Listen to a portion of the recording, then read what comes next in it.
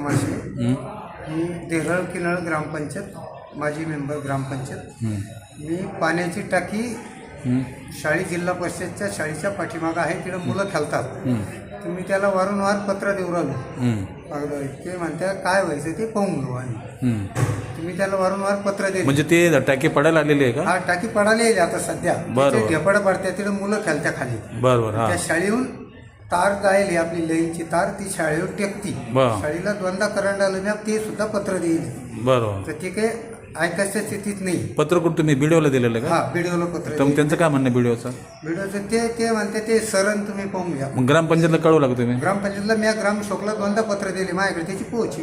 बरोबर. तर आता तुम्हाला समजा न्याय न मिळालं ते टाकींना पाडलं, तुम्ही काय करणार? आता मी तीव्र आंदोलन करेन. मी त्या स्वतः टाकीवर चढन. हा, मग आतमध्ये झालं चालन, मी त्या टाकीवर चढन स्वतः. बरं, चालेल. कोणत्या गावचे सरपंच होते? हा, मी ग्रामपंचायत माझी मेंबर आहे देरळ किनळ. बरं.